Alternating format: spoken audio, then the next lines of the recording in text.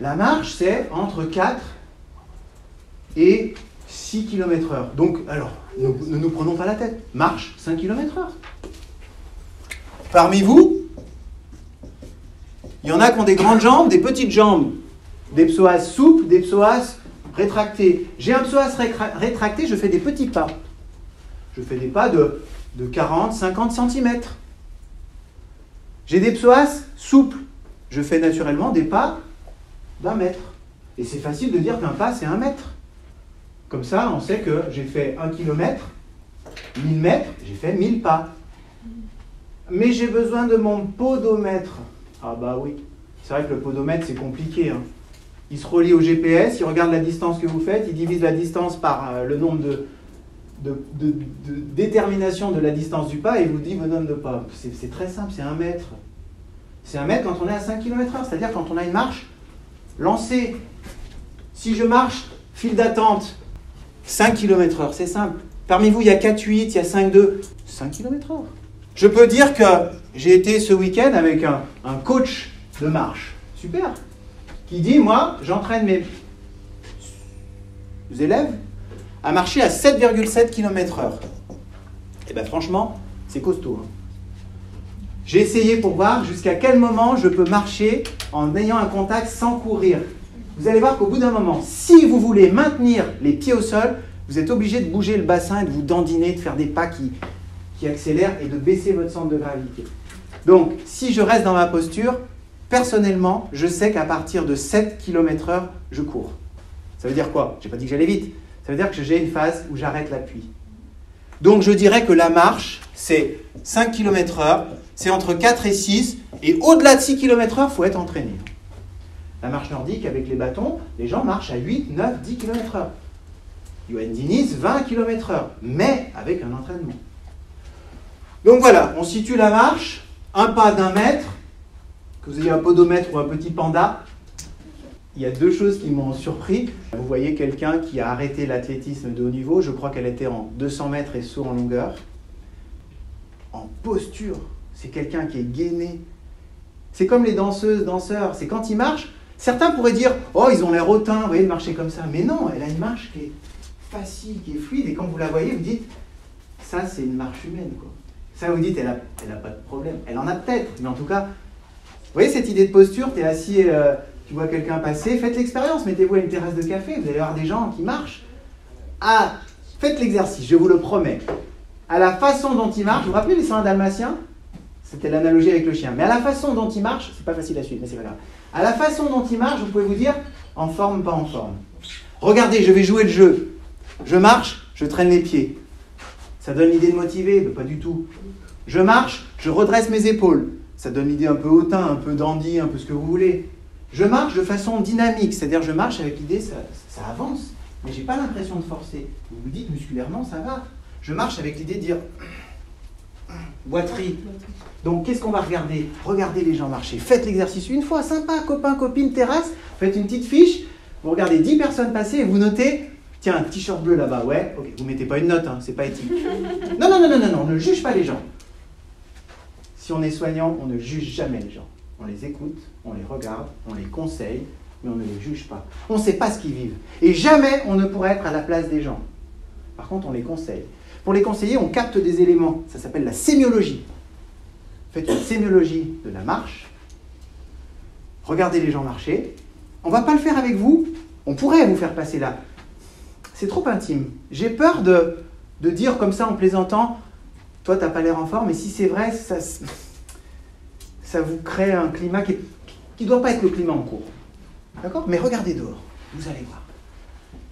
Les marches dynamiques, les marches lentes, les marches irréelles, les marches Gaston, les marches posture. Tu dois marcher vers l'avant, tu marches comme ça. Ça veut dire que tu marches, mais tu n'as pas vraiment envie d'y aller, quoi. C'est la marche du lundi matin. Hein. Lundi matin, 8h, boulot. Vendredi, 16h, RTT week-end. Salut les potes! Mais ça traduit quoi? Vous allez adapter votre marche à votre état d'esprit. La marche reflète beaucoup de choses. Nous allons analyser la marche et rajouter des termes.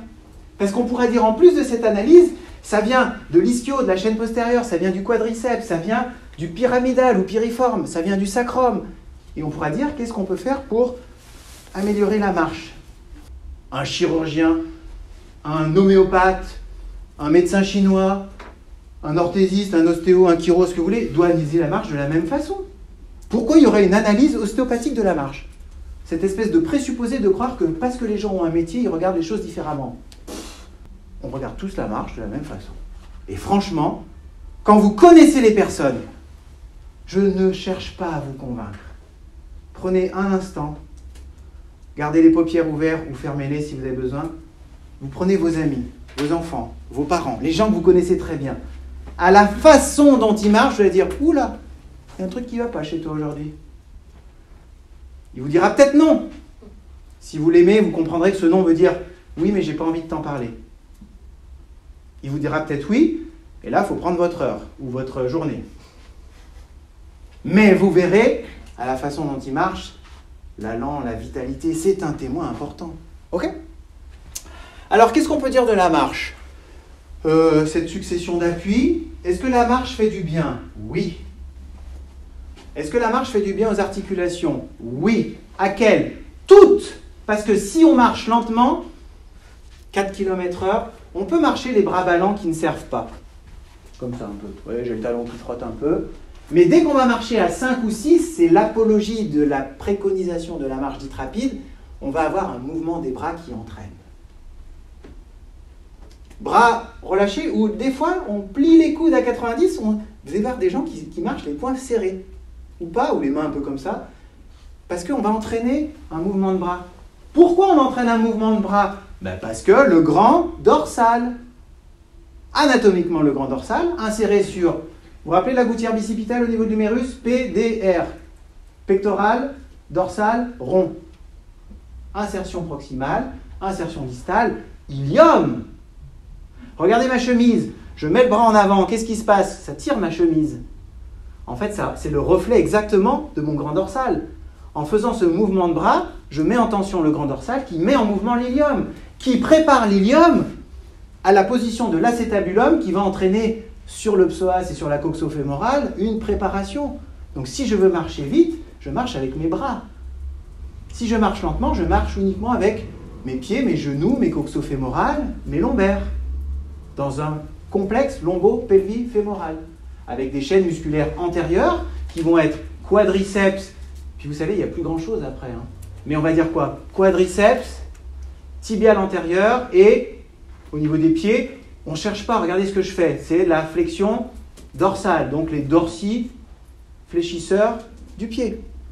Et je marche en freinant avec ma chaîne postérieure, que vont être mes ischio-jambiers, triceps, et l'appareil, vous savez, calcanéo-plantaire, qui va chercher jusqu'à le muscle chair carré de Sylvius, qui a peut-être un autre nom, le carré plantaire. Ok? Voilà les deux chaînes de jambes quand je marche comme ça. Mouvement des bras, on a inventé un appareil. Donc, c'est cette idée de profiter du temps, et cette marche, elle a des bienfaits. Quand on a compris que la marche était un mouvement complet, on a inventé un appareil pour modéliser la marche, que j'ai vu quand je suis allé dans la salle de sport, l'elliptique. Les gens payent pour aller marcher. Non, mais c'est de l'elliptique. Pourquoi? Parce qu'il y a YouTube, il y a ma clé USB, je mets mes pods et je fais machin. Oh là là là là. Et t'as le parc de Paris à côté. Tu sais quoi? Modère ton propos en disant, quand on habite dans une grande ville, tu vas à Paris, tu marches beaucoup, mais tu fais surtout du métro. J'ai eu la chance, bon voilà, d'aller à Lisbonne. Tu marches si tu es en forme. Hein. Pourquoi? C'est que des trottoirs en pavé, qui sont usés, qui glissent, qui sont un peu en dévers. Et c'est tout des montées-descentes. Et les gens sont fit. Et bien à Lisbonne, pardon, c'est pas une critique envers les personnes qui sont en surpoids. Je le suis. Pas trop, mais un peu. C'est avec des anecdotes qu'on peut comprendre certains principes. Mais c'est pour ça qu'il faut être relatif. Aucun de mes propos n'est total. Lieu de rencontre et on va marcher ensemble. Voilà. Mais là, tu as tous les antidépresseurs, tu as tous les doliprane, tout ça, ça saute.